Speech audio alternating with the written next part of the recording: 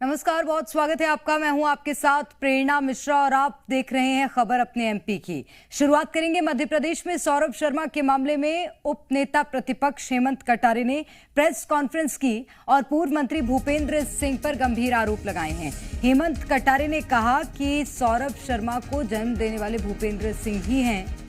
उनके परिवहन मंत्री रहते ही सौरभ शर्मा फला फूला।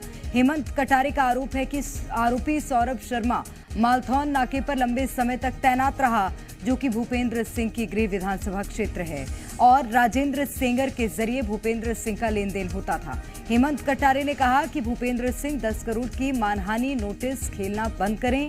हेमंत कटारे ने सौरभ शर्मा की अनुकंपा नियुक्ति पर भी सवाल उठाए। उन्होंने भूपेंद्र सिंह पर एफआईआर दर्ज करने की मांग की है।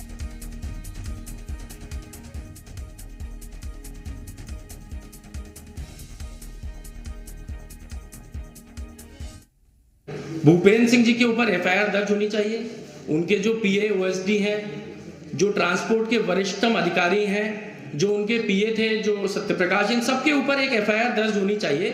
और क्योंकि यह स्पष्ट है, इन तथ्यों से स्पष्ट है कि पूर्व मंत्री जी झूठ बोल रहे हैं। पूर्व मंत्री जी ने नोटशीट लिखी, पूर्व मंत्री जी ने, और जो नियुक्ति भी प्रदान हुई है सौरभ शर्मा को, उसमें भी उनकी नोटशीट का हवाला देकर के उसको नौकरी मिली है। इन सारे तथ्यों से स्पष्ट है कि पूर्व मंत्री भूपेंद्र सिंह की पूरी संलिप्तता इसमें है। वहीं उप नेता प्रतिपक्ष हेमंत कटारे के आरोपों पर पूर्व मंत्री भूपेंद्र सिंह ने कहा कि उनका सौरभ शर्मा से कोई लेना देना नहीं है और जांच में पूरे मामले का खुलासा होगा। भूपेंद्र सिंह ने हेमंत कटारे पर पलटवार करते हुए कहा कि कटारे पर 376 का मामला दर्ज है और उनकी एफएसएल जांच रिपोर्ट की दोबारा जांच की मांग करेंगे। भूपेंद्र सिंह ने आरोप लगाया कि हेमंत कटारे बूथ कैप्चरिंग कर चुनाव जीते हैं। उन्होंने हेमंत कटारे के खिलाफ मानहानि का केस करने की भी बात कही है।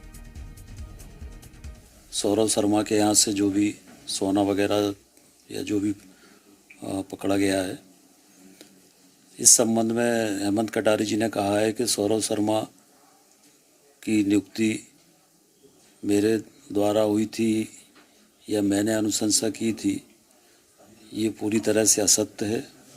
मैं पहले भी इस बात को कह चुका हूँ कि वो एक भी ऐसी नोटशीट दिखा दें कि जिसमें मैंने सौरभ शर्मा की नियुक्ति की अनुशंसा की हो। जहाँ तक हेमंत कटारे जी का सवाल है, ये स्वयं 376 के आरोपी रहे हैं।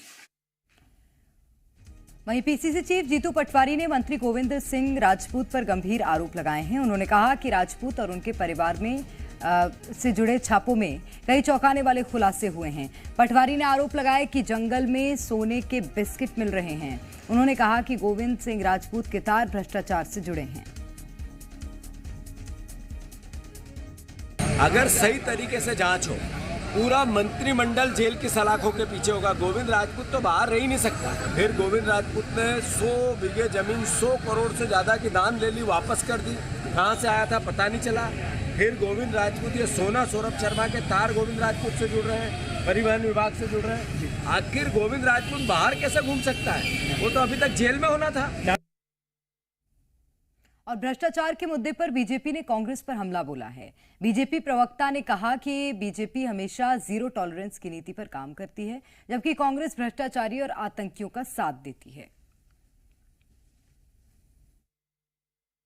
भारतीय जनता पार्टी की सरकार में जीरो टॉलरेंस की नीति के तहत भ्रष्टाचारियों पर नकेल कसी जा रही है।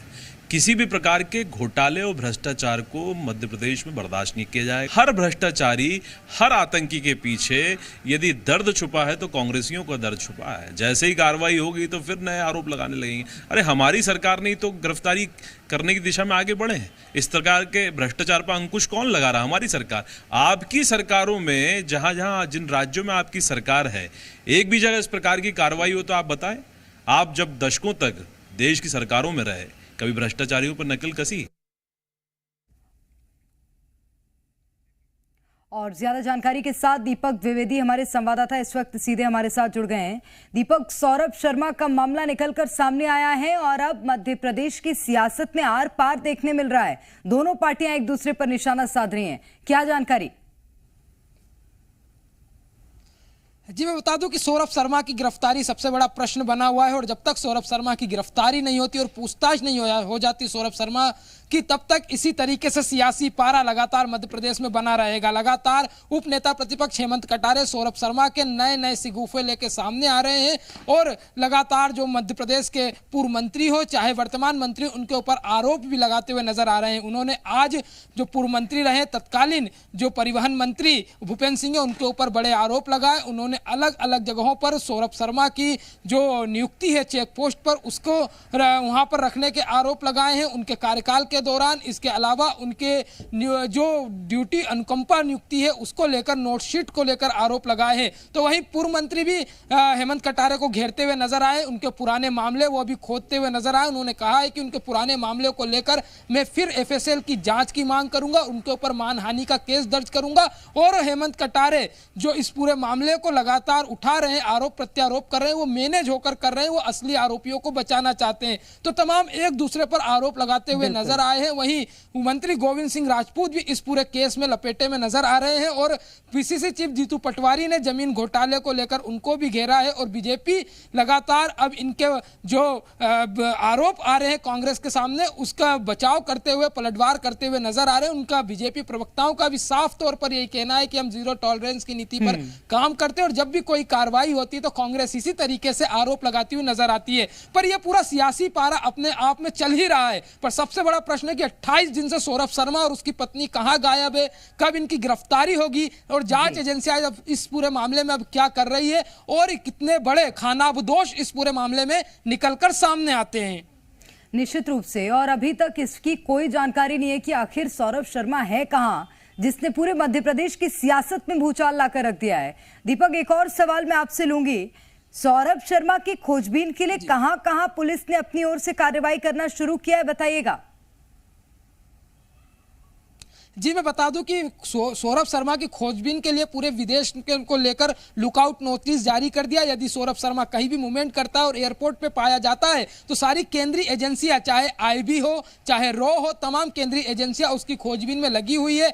ईडी आईटी की टीम जहां जहां उसके ठिकाने हैं, चाहे ग्वालियर, जबलपुर, जहां जहां उसके रिश्तेदार है, जहां जहां उसके दोस्त है, सब ठिकानों पर वहां दबिश दे चुकी है, पर कुछ भी हाथ उनके नहीं लगा। इसके अलावा लगातार लोकेशन भी खंगाला जा रहा है पर कोई सुराग सौरभ शर्मा को लेकर नहीं लग पाया है। अब यही है कि देखना होगा कि 28 दिन का समय हो चुका है और आगे क्या और जांच एजेंसियां उसको गिरफ्त में लेने के लिए प्रयास करती है। फिलहाल सभी एंगलों से जांच की जा रही है और सभी लोकेशनों को खंगालने का काम किया जा रहा है, सीडीआर को खंगालने का काम किया जा रहा है, पर उसके बावजूद भी उसकी पत्नी और सौरभ शर्मा अभी सभी एजेंसियों की गिरफ्त से दूर है।